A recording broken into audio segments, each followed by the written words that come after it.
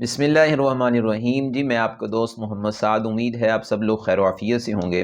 آج کی اس ویڈیو میں ہم اونٹ کے متعلق جانیں گے کہ اللہ تعالیٰ نے قرآن مجید سورۃ الغاشیہ 30ویں پارے میں اونٹ کا خاص ذکر کر کے کہا ہے کہ افلا ينظرون الى الابل کیف خلقت، کہ تم اونٹ کی طرف کیوں نہیں دیکھتے کہ میں نے اونٹ کو کس طرح پیدا کی ہے۔ اونٹ کی تخلیق اللہ تعالیٰ کی قدرت کا ایک شاہکار ہے، اور یہ اللہ تعالیٰ کی قدرت اور اللہ کی خالقیت اور ربوبیت کو پہچاننے کے لیے بہت بڑی دلیل بھی ہے۔ اونٹ کی اگر جسم اور جسمانی اور بدنی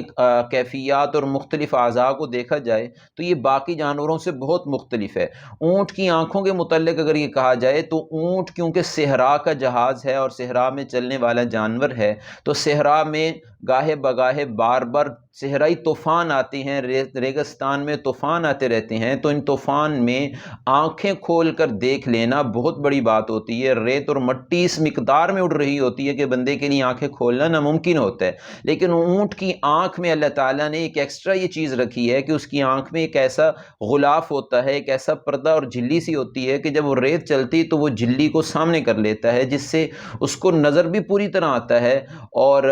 اس کی آنکھ میں مٹی بھی نہیں جاتی ہے۔ اسی طرح ناک میں بھی اللہ تعالیٰ نے اس کی ناک بھی اس خاص کیفیت کی بنائی ہوئی ہے کہ اس کی ناک میں جب وہ چاہے تو اس کو بند کر لیتا ہے اور اس میں مٹی نہیں جاتی، اور اس کے کانوں کے اوپر ایسے بال اللہ تعالیٰ نے اگائے ہیں کہ اس کے کان میں بھی مٹی اور ریت نہیں جا سکتی ہے۔ اسی طرح اونٹ کے متعلق دوسری بات یہ ہے کہ اونٹ کے اوپر ایک اللہ تعالیٰ نے کوہان نما چیز بنائی ہے، اور اس کوہان کے اندر وہ پانی سٹور کر لیتا ہے۔ اونٹ جب پانی پیتا ہے تو یکدم وہ 100 کے قریب لیٹر پانی پی جاتا ہے، اس کے بعد وہ اس کو اپنی کوہان میں سٹور کر لیتا ہے چربی کی صورت میں۔ جب وہ اس کو ضرورت ہوتی ہے تو وہ تھوڑا تھوڑا کر کے اس میں سے چربی کو اپنی غذا کے طور پر استعمال کرتا ہے اور اپنے جسم کی پانی کی ضرورت کو پورا کرتا ہے۔ اور اس طرح اونٹ کے اندر ایک تیسری بات، اس کے پاؤں بھی بڑے عجیب طرح کے ہیں کہ اونٹ کے پاؤں خاص قسم کے ہوتے ہیں، وہ ریت میں دھنستے بھی نہیں ہیں، موٹے ہوتے ہیں، اس میں چربی ہوتی ہے، اور اس میں ایک اللہ نے ایسی خاص قسم کی جلد بنائی ہوئی ہے کہ اونٹ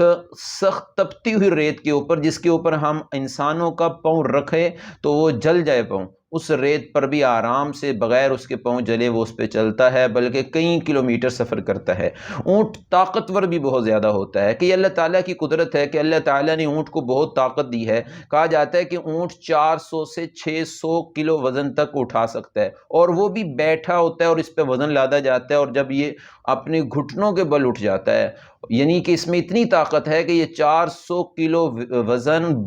اٹھا کر اٹھ کھڑا ہو جاتا ہے۔ اور اونٹ کی جلد اور اس کی جو کھال ہے اور اس کے اوپر بال ہیں وہ اس طرح کے ہیں کہ ان کے اندر 50 ڈگری ٹمپریچر برداشت کرنے کی طاقت رکھتا ہے، اور اس میں وہ زندہ رہ سکتا ہے۔ اور اسی طرح -50 ڈگری سردی کو، یعنی یک برستہ سردیوں میں بھی اونٹ کی جلد کو کوئی پرواہ نہیں ہوتی ہے، اور یہ سطح سمندر سے 4000 فٹ اوپر بھی زندہ رہتے ہیں، اور بلکہ 2 کوہانوں والے جو اونٹ ہوتے ہیں وہ وہاں پر پائے بھی جاتے ہیں۔ تو اس ویڈیو میں ہم اونٹ کے متعلق جتنی بھی ہم نے یہ چیزیں سنی ہیں، اور اس کے علاوہ اور بہت ساری اللہ تعالیٰ کی قدرت کی نشانیاں ہیں جو اونٹ کے اندر پائی جاتی ہیں، لیکن یہ کچھ چند خاص اور مشہور باتیں ہیں۔ اس کو دیکھنے کے بعد یہ بندہ سوچ سکتا ہے کہ یہ دنیا خود نہیں چل رہی، بلکہ اس کو چلانے والی کوئی ذات ہے، اور وہ اللہ سبحانہ و تعالیٰ کی ذات ہے۔ اور یہ ایسی اللہ کی قدرت بھری مخلوقات دیکھ کے بے اختیار زبان سے نکل آتا ہے کہ تبارک اللہ احسن الخالقین، کہ اللہ تعالیٰ تو سب سے بہترین پیدا کرنے والا ہے۔ اور وما خلقت ھذا باطلا، یا اللہ تیری کوئی تخلیق بھی باطل نہیں ہے، سب سے بہترین تیری تخلیقات ہیں۔ کائنات اتنی منظم اور اتنی بہترین تخلیقات بغیر کسی بنانے والے کے نہیں بن سکتی ہیں، اور نہ بغیر کسی چلانے والے کے چل سکتی ہیں۔ دوستو اجازت دیجیے، اللہ تعالی ہمیں اپنی قدرت کی نشانیوں پر غور و فکر کرنے کی توفیق عنایت فرمائے۔